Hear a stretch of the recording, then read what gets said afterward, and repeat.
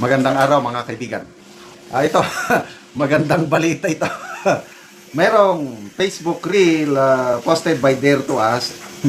Itong si Attorney Harold Respecio, ganda yung paliwanag niya. History repeat itself. Ang lolo ni Senate President Tito Soto convicted ng indirect contempt ng Supreme Court noong 1949. Parehas sila ng ginawa.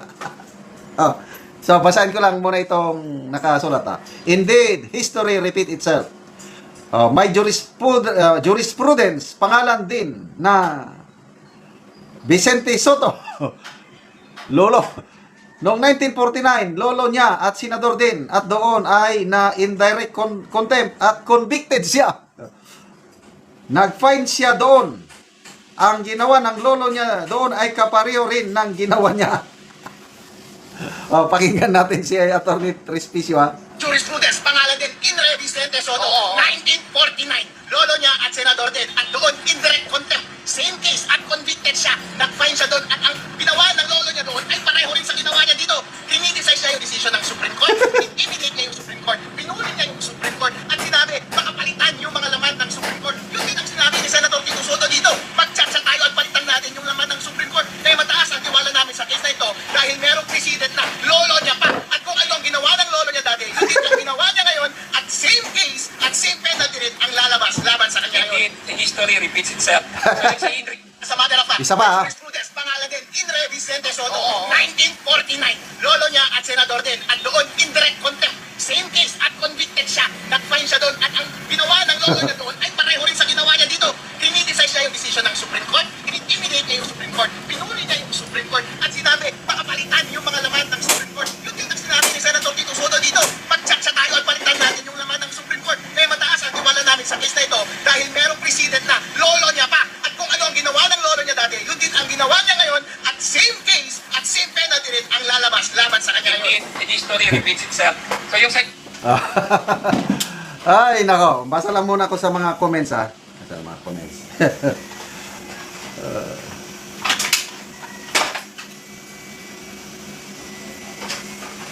Ito, nandito nga yung desisyon ng Supreme Court. Basahin ko. Republic of the Philippines, Supreme Court, Manila and Bank. January 21, 1941, Vicente Soto.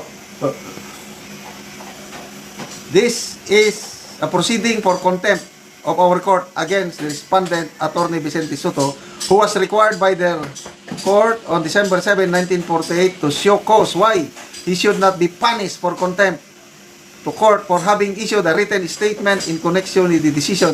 Nandito yung dokumento. Yung jurisprudence ba, it's a proof na Vicente Soto, lolo ni Soto ngayon, convicted ng indirect contempt. Ay, nako. Wala kayo sa lolo ko. Di ba, may mga contest na yon, pagalingan ng mga lolo. Ay, nako. Ano ba? Ito. Onya Bakyase. In 1949, Vicente Soto was cited for indirect contempt of court by the Supreme Court of the Philippines because of remarks he made criticizing the court in connection with a pending case. Okay. What happened? At that time, history na ito. At that time, Soto was a senator. He delivered a privileged speech in the Senate criticizing the Supreme Court. His speech referred to a case involving a newspaperman commonly associated with the case in Soto. The court viewed his statement as an attempt to pressure or influence the judiciary, which could undermine judicial independence. Why was it considered indirect contempt? Indirect contempt happens when actions outside the presence of the court disrespect the court, obstruct the administration of justice, or tend to influence pending cases improperly. Because of Soto's statements were made outside the courtroom in the Senate and published publicly, the court classified it as indirect contempt. What was the ruling?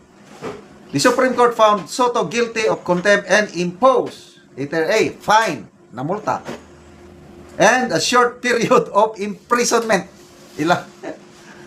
The case became important in Philippine constitutional law because it highlighted the limits of parliamentary speech immunity, the principle of separation of powers, and protection of judicial independence. I-shoutout ko muna mga kaibigan kong researchers ko, si Eudora at Chris Torres. Tinanong nila ko, General, ano ba ang parusa kung sakaling ma-convict si SP Soto ng indirect contempt? Sinerge ko. Ano lang, mababa lang ang parusa. Multa, 30,000 pesos. Imprisonment, not more than 6 months. Yun ang nakalagay sa Google. But, the fact na na-convict ka ng indirect contempt, nakakaya, di ba? So, history repeating itself? Grabe. Sabi ni SP Soto, bakit ako lang yung kinasuhan? Nakakatuwa eh. Ang dami namang mga abogado, mga retired Supreme Court Justice, hindi sumasang-ayon sa desisyon ng Supreme Court. Nagsalita sila, bakit ako lang yung kasuhan? Bakit sila hindi? I don't know. Paborito ka ni Attorney Harold Respecio at Attorney Topacio. Pasensya na lang. But anyway, may due process naman. Good luck na lang. Will history repeat itself? Convicted ang lolo na Vicente Soto, makonvict din ang Vicente Soto III. I don't know, depende na sa Supreme Court.